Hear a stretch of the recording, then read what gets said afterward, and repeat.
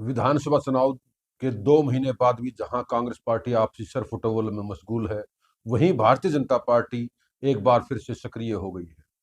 संगठनात्मक चुनाव का बीड़ा उठाया है और इसके तहत कई तैयारियां भी शुरू कर दी गई है। नमस्कार दोस्तों, मैं हूं श्याम महलावत और आप देख रहे हैं तहलका न्यूज 369। हरियाणा विधानसभा चुनाव को बीते 2 महीने हो चुके हैं। भारतीय जनता पार्टी एक बार फिर से अपनी लय में आ गई है। वहीं अगर हम कांग्रेस की बात करें तो 2 महीने बाद भी ना तो नेता प्रतिपक्ष का चुनाव हो पाया है और ना ही प्रदेश में संगठनात्मक कार्य के लिए कोई विशेष चहलकदमी दिखाई देती है। लेकिन इन तमाम चीजों के बीच जहां कांग्रेस पार्टी आपसी सिर फुटबॉल या यूं कहे कि गुटबाजी के चलते डिसीजन लेने में कामयाब नहीं हो पा रही है, वहीं भारतीय जनता पार्टी एक बार फिर से अपने एक्टिव मोड में आ गई है। और एक्टिव मोड में आएगी क्यों नहीं, क्योंकि अभी नगर परिषद और नगर निगम के चुनाव सिर पर हैं और इसी के लिए आज से ही तैयारियां शुरू कर दी गई है।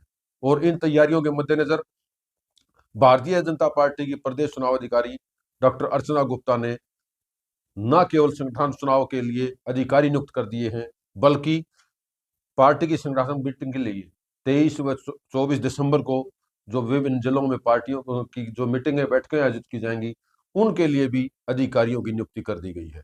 सबसे पहले हम बात करते हैं संगठनात्मक चुनाव के लिए जिला चुनाव अधिकारी नियुक्त करने की। जी हाँ, अगर हम जिला स्तर पर अगर अधिकारी चुने जाने की बात कहें तो पंचकुला में के लिए श्रीमती कमलेश ढांडा को, पूर्व मंत्री रही हैं, उनको जो है चुनाव अधिकारी नियुक्त किया गया है।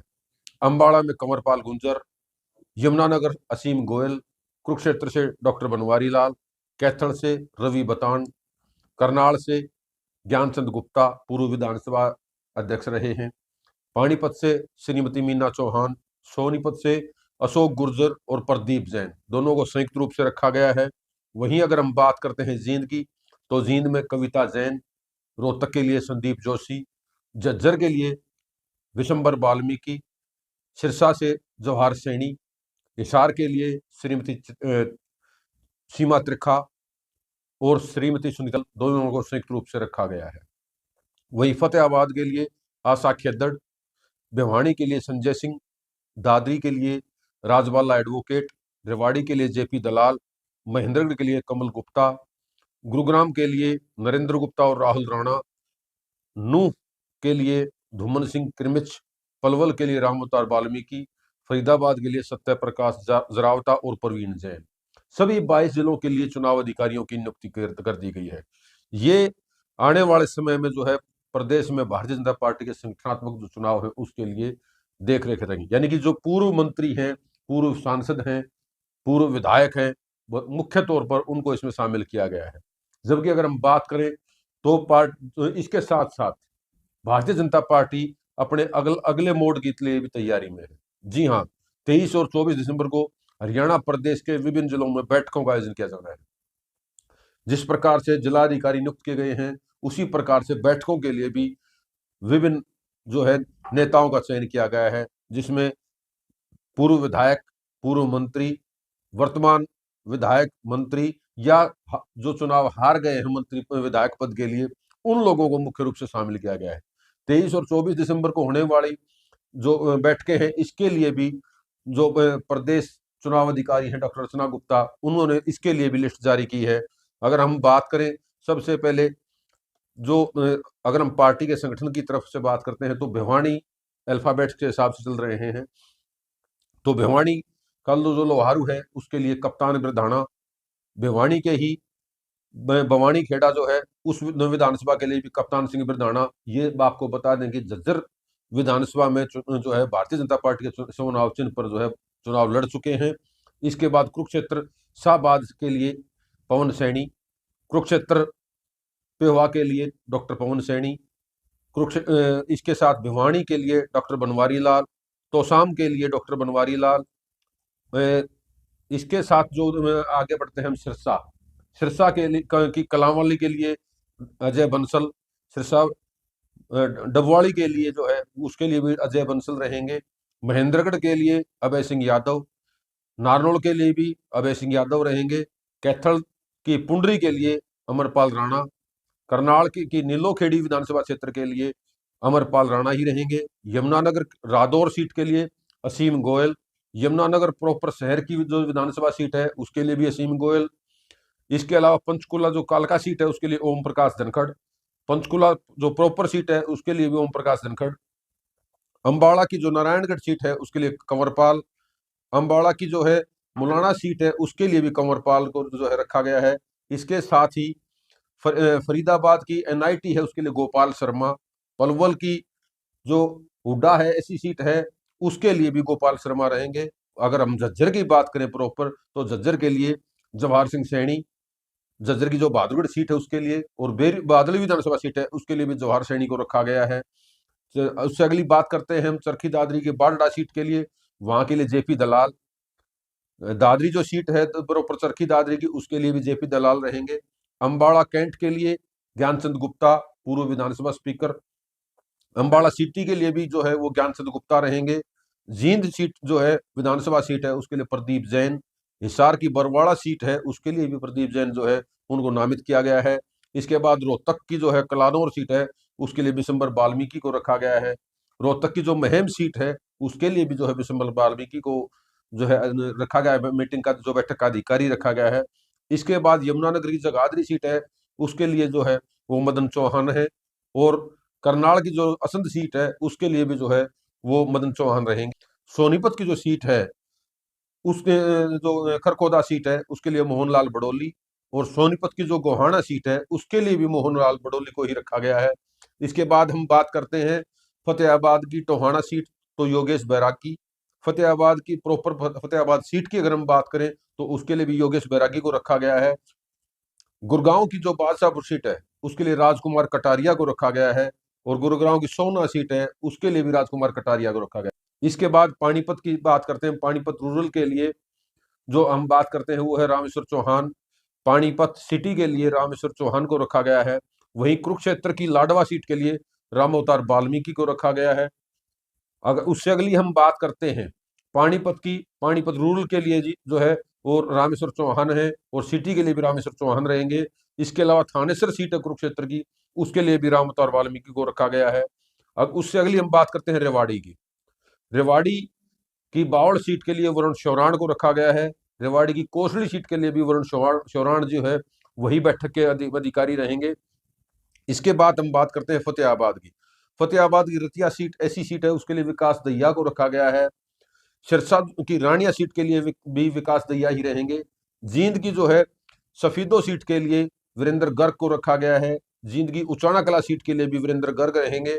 करनाल की घरौंडा सीट के लिए विशाल सेठ को रखा गया है। सोनीपत की प्रॉपर सोनीपत सीट की अगर हम बात करें तो उसके लिए भी विशाल सेठ रहेंगे। इसके बाद बारी आती है कैथल की। कैथल के कलायत के लिए वेदपाल को रखा गया है।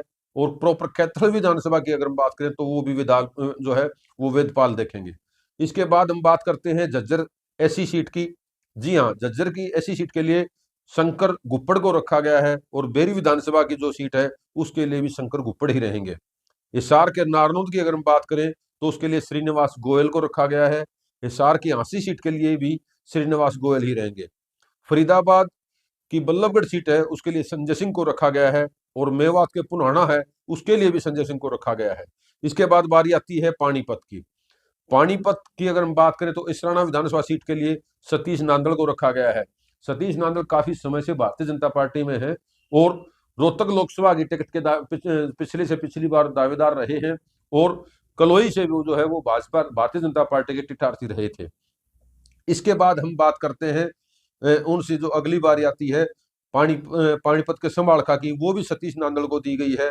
इसके बाद गुरुग्राम की हम बात करते हैं तो गुरुग्राम के पटौदी है उसके लिए सत्तर प्रकाश जरावता को रखा गया है। गुरुग्राम प्रॉपर सीट के लिए भी सत्तर प्रकाश जरावता ही रहेंगे। इसके बाद पलवल की बात आती है तो पलवल की जो हथीन सीट है उसके लिए संदीप जोशी को रखा गया है। पलवल की जो पलवल विधानसभा प्रॉपर है उसके लिए भी जो है संदीप जोशी देखेंगे। इसके बाद बारी आती है महेंद्रगढ़ के अटेली की। अटेली से सीताराम यादव को रखा गया है अटेली विधानसभा के लिए। और महेंद्रगढ़ की नांगल चौधरी सीट के लिए भी सीताराम यादव ही रहेंगे। हिसार की आदमपुर सीट के लिए सुरेंद्र पूनिया को रखा गया है। वहीं हिसार की जो उचाना सीट है उसके लिए भी सुरेंद्र पूनिया ही रहेंगे। हिसार की जो प्रॉपर हिसार की अगर हम बात करें तो उसके लिए आशा खेदड़ को रखा गया है। और जो नलवा सीट है उसके लिए भी आशा खेदड़ ही जो है अधिकारी, बैठक की अधिकारी रहेंगी। इसके बाद सोनीपत की बारी आती है, तो सोनीपत की गन्नौर सीट जो है वो श्रीमती कविता जैन को रखा गया है। वहीं सोनीपत की राय सीट के लिए भी कविता जैन ही रहेंगी। मेवात की नूह सीट की अगर हम बात करें तो वहां के लिए श्रीमती गार्गी खक्कड़ को रखा गया है। वहीं मेवात की फिरोजपुर जिरका की अगर हम बात करें तो वो भी श्रीमती गार्गी खक्कड़ ही उसके अधिकारी रहेंगी। इसके बाद बारी आती है जींद की। जींद के जुलाना जो विधानसभा क्षेत्र है उसके लिए प्रतिभा सुमन को रखा गया है। वहीं जींद जिले की नरवाना अगर हम एससी सीट की बात करें तो उसके लिए भी प्रतिभा सुमन ही देखरेख करेंगी। इसके बाद बारी आती है, वो आती है यमुनानगर की। यमुनानगर सढौरा सीट की अगर हम बात करें तो उसके लिए श्रीमती मीना चौहान को रखा गया है। वहीं कैथल की जो है गुल्ला सीट एससी के लिए भी श्रीमती मीना चौहान ही अधिकारी रहेंगी। इसके बाद बारी आती है सोनीपत की। सोनीपत की बड़ौदा सीट के लिए श्रीमती राजबाला को रखा गया है। वहीं रोहतक शहर की प्रॉपर जो विधानसभा क्षेत्र है उसके लिए भी श्रीमती राजबाला रहेंगी। रोहतक की गढ़ी सांपला कलोई के लिए श्रीमती रेणु डावला को रखा गया है। और रेवाड़ी की जो विधानसभा प्रॉपर रेवाड़ी सीट है उसके लिए भी श्रीमती रेणु डावला को रखा गया है। फरीदाबाद की पृथ्रा जो सीट है उसके लिए सीमा त्रिखा को रखा गया है। वहीं फरीदाबाद शहर की अगर प्रॉपर विधानसभा की बात करें तो वो भी जो है श्रीमती सीमा त्रिखा देखेंगी। इसके बाद बारी आती है करनाल की।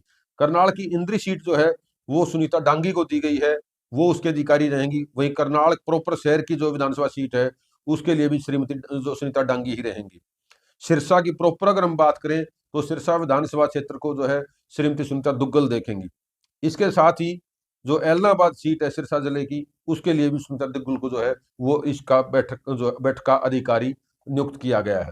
तमाम जो दोनों जो मैंने आपको जो चीजें रखी कि जो पार्टी की 23 और 24 दिसंबर को होने वाली विधानसभा अनुसार बैठक है उसके लिए जहां अधिकारी नियुक्त किए गए हैं, वहीं भारतीय जनता पार्टी द्वारा जिला स्तर पर भी जो है चुनाव अधिकारी नियुक्त किए गए हैं। ये अपने आप में भारतीय जनता पार्टी एक स्ट्रेटजी है। शायद यही स्ट्रेटजी है जिसको कांग्रेस पार्टी बीट नहीं दे पाती, मात नहीं दे पाती।